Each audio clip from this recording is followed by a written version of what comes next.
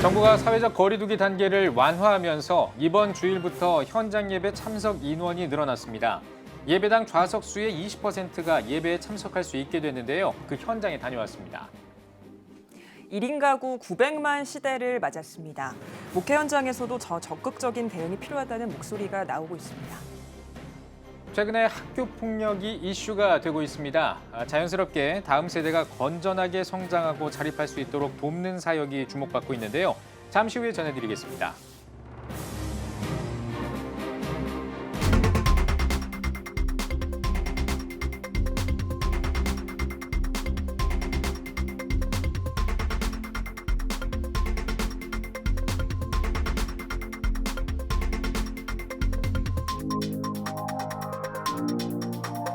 시청자 여러분 안녕하십니까? 2월 22일 CTS 뉴스입니다.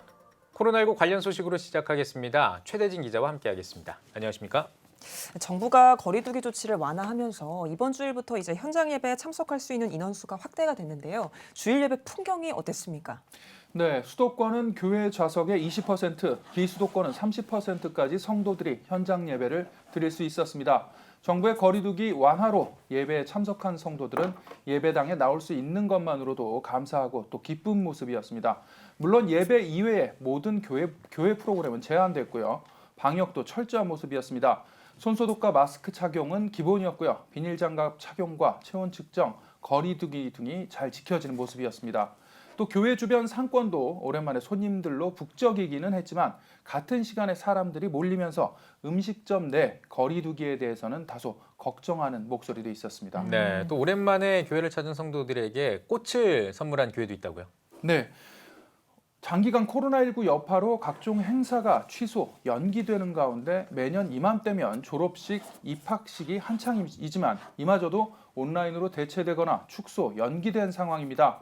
이로 인해 피해가 심각한 곳 중 하나가 바로 화훼농가인데요. 용인에 있는 세해된 교회는 21일 주일을 튤립 주일로 정하고 화훼농가를 지원하기 위한 일환으로 튤립 5,000송이를 교회를 찾은 성도들에게 선물했습니다.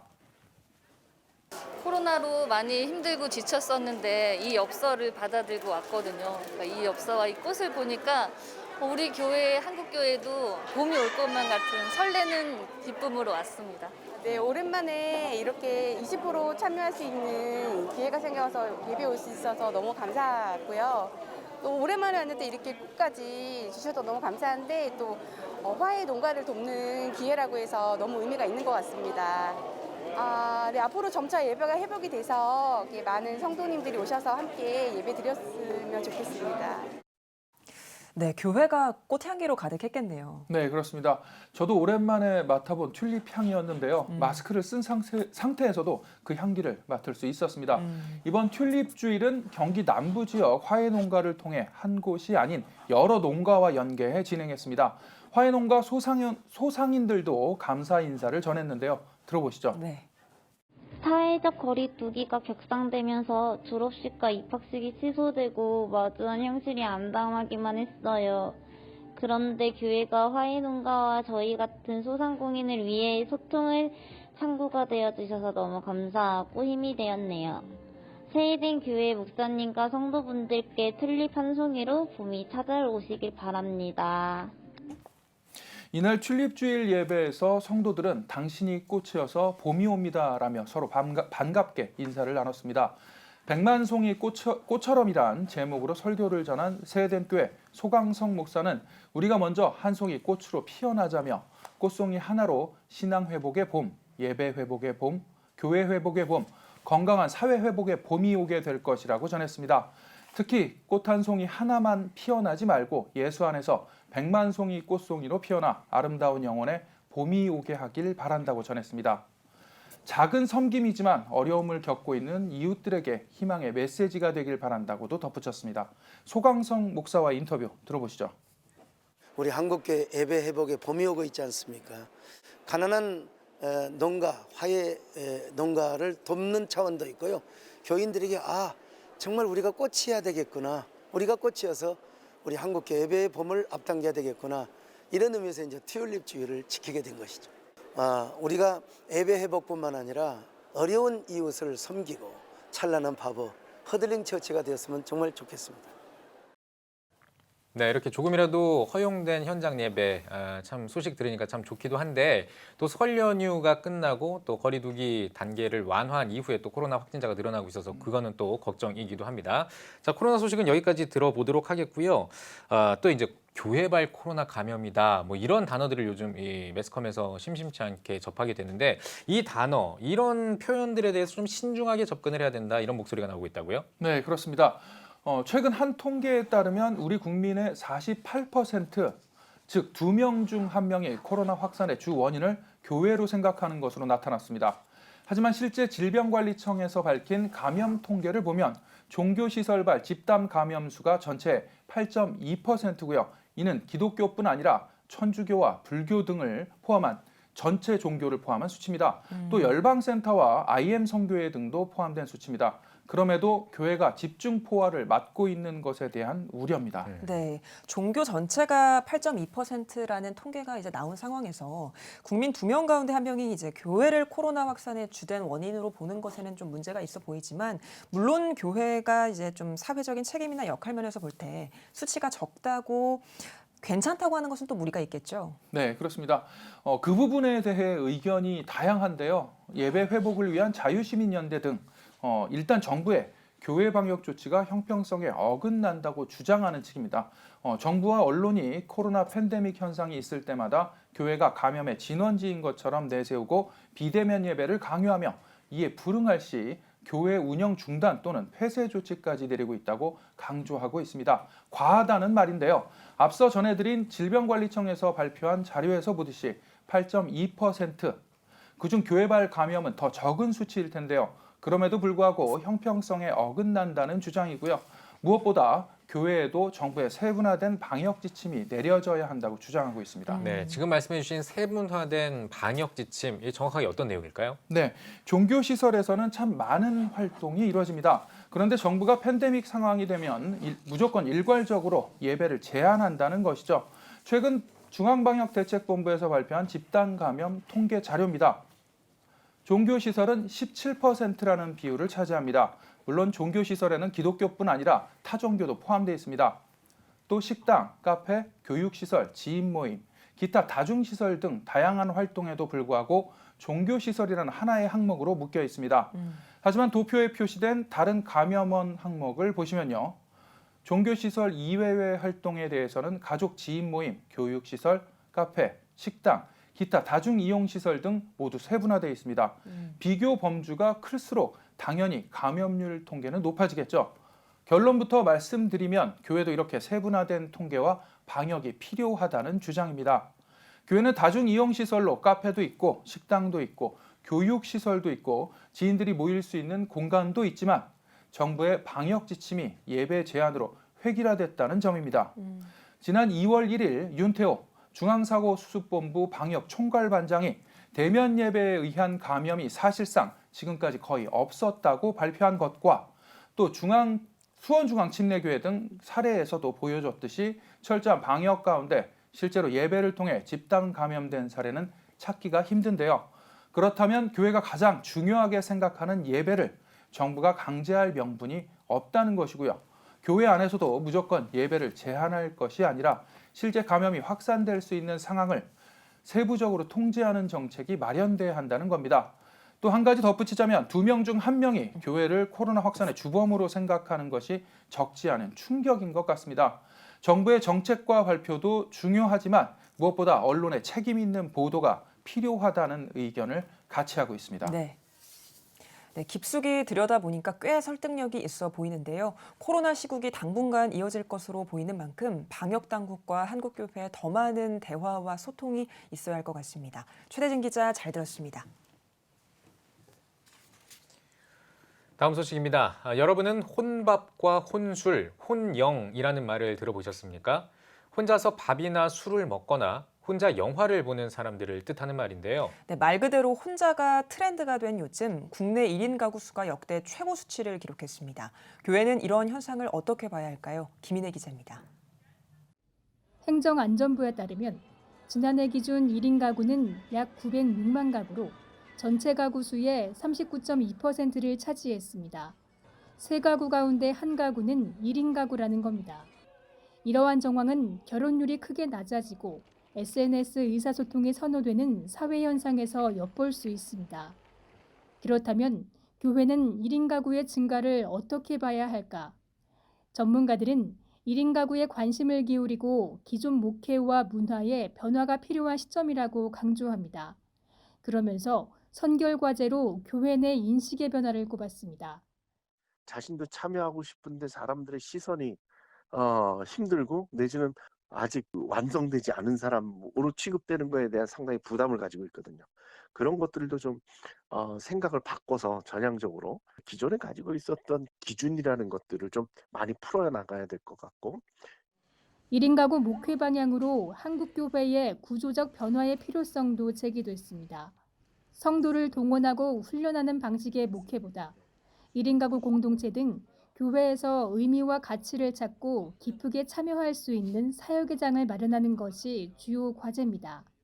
30대가 넘어가고 40대가 되면 이제 어디론가 숨어버리거든요. 그걸 자꾸 이제 양지로 꺼내와서 비혼의 상태라 하더라도 하나님의 뜻이 있고 믿음 가운데 계속해서 하나님의 뜻을 찾아갈 수 있도록 돕는 그런 공동체가 필요하죠. 1인 가구 사역에 대한 긍정적 효과도 기대할 수 있습니다. 최근 1인 가구 연구센터가 실시한 인식조사에 따르면 51.4%가 주도적인 삶을 살고 있다면서도 동시에 외로움과 우울감 해소를 위해 커뮤니티나 상담에 참여할 의향이 있다라고 응답했습니다. 또 경제, 건강, 식사 등이 1인 가구의 가장 큰 고민거리였습니다. 이처럼 1인 가구의 아픔에 관심을 갖고 필요를 채우면서 새로운 관계망을 형성해야 한다고 전문가들은 조언합니다. 교회에서 청년들에게 창업을 지원한다든지 창업을 준비할 수 있는 프로그램을 만든다든지 또 함께 모여서 이제 외로움을 느끼지 않고 따스함을 할 수 있는 학사 운영들 단순히 그냥 사회적인 흐름에 맡기는 게 아니라 그 가운데서도 믿음으로 어떻게든 들어올 수 있도록 할 수 있는 그런 창의적인 접근과 노력이 필요하다고 생각합니다. 급증하는 1인 가구. 이들을 품기 위한 교회의 다양한 목회 방향이 요청되고 있습니다. CTS 뉴스 김인혜입니다. 최근에 스포츠계에서 학교 폭력 사건이 발생하면서 사회적 논란이 일고 있습니다. 다음 세대가 건강하게 자랄 수 있도록 사회 각 계층의 다각적인 노력이 필요하다는 목소리가 나오고 있는데요. 위기 청소년들이 건전하게 자립할 수 있도록 협력을 이어가는 사역이 있습니다. 박세현 기자입니다. 경기도 안산의 한 분식집. 하루 일과를 시작하기 전 큐티가 시작됩니다. 이 말씀을 보면서 이 말씀이 나에게 주시는 말씀으로 뭔가 이렇게 깨달음이 있고 받아들여야 되지. 이게 뭐 옛날에 있었던 일구나 하고 딱 접근하면 남는 게 하나도 없는 거야. 이 말씀 보면서 우리가 뭔가 이렇게 느껴지는 게 있고 또 사모하는 마음이 있어야 된다. 작년 12월 개점한 분식 매장. 분식 매장이 시작된 계기는 여느 매장과는 조금 다릅니다. 한 단체가 위기 청소년 자립을 돕고자 창업에 적극 지원하면서 시작된 겁니다. 청소년 행복재단이라고 이제 서울에 있는 재단 법인이 저희에서 좀 지속적으로 아이들을 지원을 해주고 많이 도와주시고 계셨었는데 보호 종료나 보호 처분 받은 아이들과 같이 살고 있는 희망홈이라는 이 공동체에 있는 우리 친구들이 와서 이곳을 이제 운영을 하고 매장에서 일하고 있는 정혁 씨는 학창 시절 보호시설에 다녀온 아픈 과거가 있습니다. 지원자들의 도움으로 건전하게 일어나고자 하는 정혁 씨. 그 가운데 가장 큰 힘이 되는 것은 신앙입니다. 하나님이 같이 하루하루 맨날 같이 해주는 것 같아서 더 편안해지는 것 같고 더 열심히 하게 되는 것 같아요. 과거 위기 청소년이었지만 하나님을 만나고 위기 청소년 사역자로 살고 있는 김기현 집사. 김 집사는 복음만이 아이들의 유일한 희망이라고 확신합니다. 모두가 말리는 시기에 창업을 한 것도 아이들을 향한 하나님의 뜻이라고 믿습니다. 자살 행위다 뭐 이런 표현까지 써가면서 말리시는 분도 있었고 다들 안 좋게 얘기하셨었어요. 다 우리 청소년들이 뭔가 이렇게 어렵고 환경이 이렇게 어려워도 누군가 내 꿈을 펼쳐줄 수 있는 분들이 있다라는 것들을 하나님께서 우리 그런 하나님의 사람들을 통해서 보여주시는 거라 저는 생각을 많이 했었거든요. 이제 막 발걸음을 내디딘 음식점과 운영진대. 음식 하나하나를 만드는 손길까지도 하나님께서 축복해 주시길 바라는 기도를 함께 올려봅니다. 또 우리에게 주어진 오늘 맡겨진 일들도 최선을 다해서 할 수 있도록 도와주시옵소서. 감사하며 예수님 이름으로 기도드립니다. 아멘.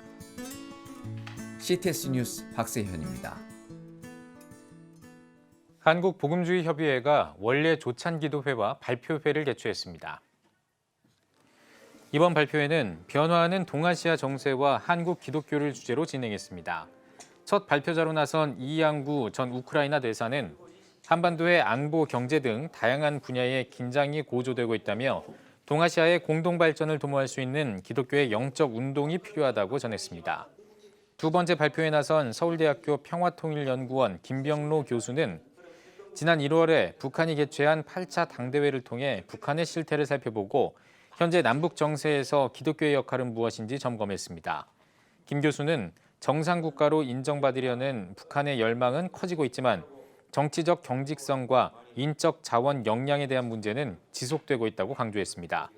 이어 한국 기독교는 현재 한반도 상황에서 북한 취약계층을 위해 선교하고 화해 분위기를 조성하는 역할을 해야 한다고 전했습니다.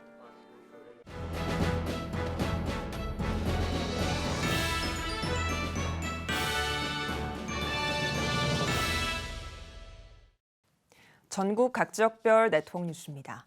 한국교회 반동성애 교단연합이 더불어민주당 이상민 의원 사무실 앞에서 평등법 발의 규탄 집회를 열었습니다. 교단별 동성애대책위원과 시민단체 대표 등 40여 명은 이날 집회에서 이상민 의원이 준비하고 있는 평등 및 차별금지에 관한 법률안 제정을 취소할 것을 촉구했습니다. 예장합신 동성애대책위원 김성한 목사는 이상민 의원은 평등법이라는 이름으로 국민들을 속이고 있다며 국민의 입을 막는 독재 평등법을 당장 철회하라고 주장했습니다. 이 법에 도사리고 있는 그 무서운 독소 조항을 국민들에게 정확하게 말하고 있지 않습니다. 그래서 우리가 오늘 나서서 국민들에게 이 법의 실체를 정확하게 알리고 또 국회의원들에게는 국민들이 이 법을 절대적으로 반대하고 있다는 사실을 주지시켜서 다시는 이와 같은 법이 추진되지 않도록 막아내야 합니다.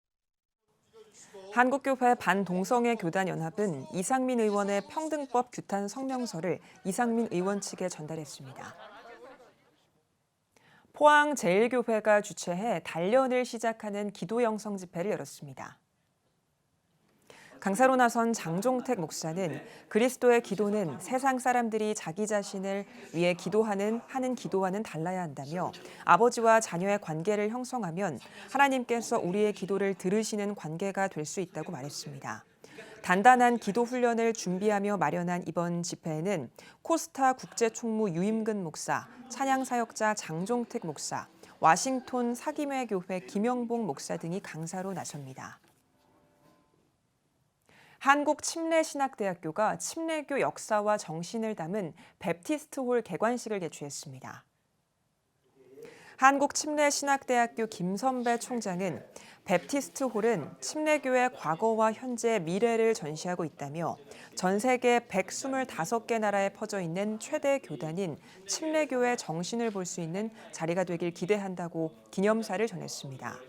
이어 침례교 신학연구소장 임도균 교수가 경과를 보고하고 베프티스트홀을 소개했으며 기독교 한국침례회 박문수 총회장이 축사를, 학교법인 한국침례신학원 김병철 이사장이 격려사를 전했습니다. 전국의 침례교인들, 동시에 모든 그리스도인들이 와서 역사에 하나님께서 어떤 흔적을 남겼을까를 볼 수 있기 때문에 저는 모든 그리스도인들이 와서 여기서 역사적인 도전, 신학적인 도전 받으면 참으로 좋겠습니다. 도서관 3층에 있는 베프티스트홀은 침례교의 역사와 정신을 4가지 주제로 상설 전시합니다.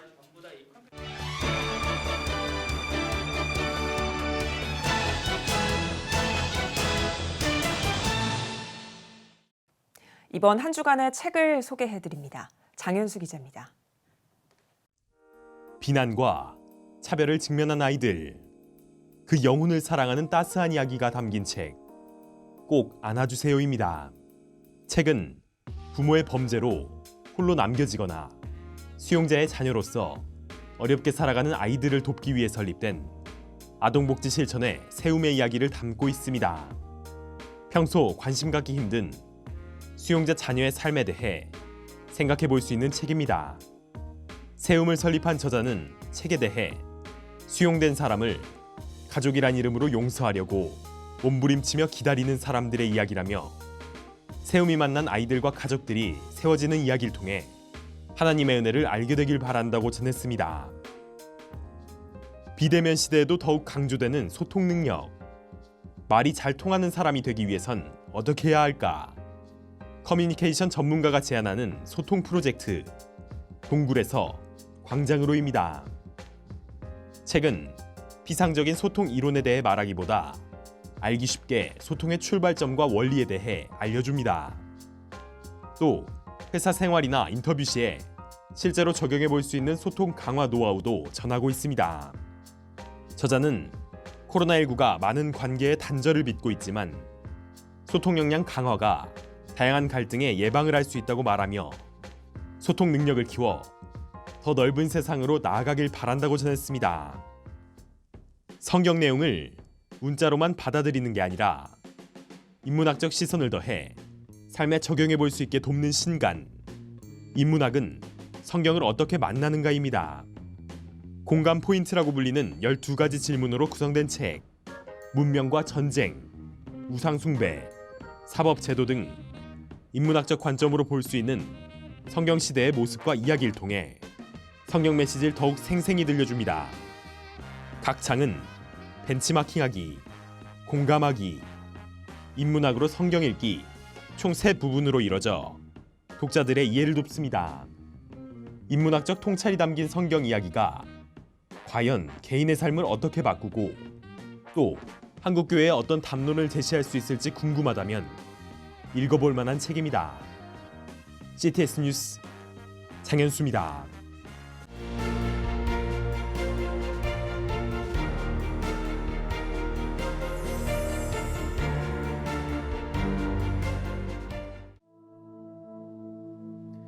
(2020년) 전 세계를 강타한 바이러스 코로나19.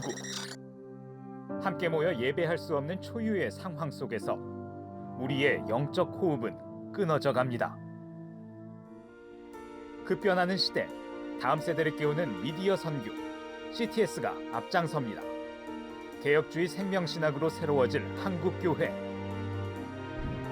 다음 세대와 가슴 뛰는 세상을 열어갑니다. 이 캠페인은 대한예수교 장로회 백석총회와 함께합니다.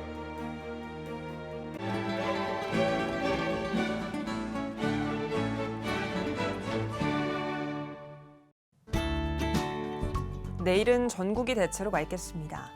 아침 최저기온은 영하 7도에서 5도, 낮 최고기온은 1도에서 14도가 되겠습니다. 주간 날씨 해봅니다.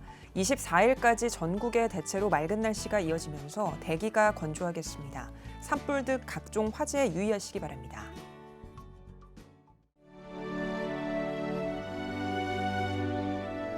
백만인 기도운동에 새롭게 참여하신 분들입니다.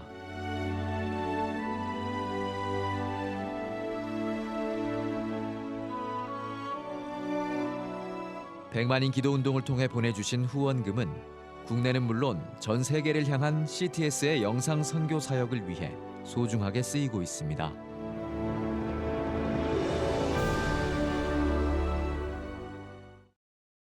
CTS 뉴스 오늘 순서 여기까지입니다. 시청해주신 여러분 고맙습니다.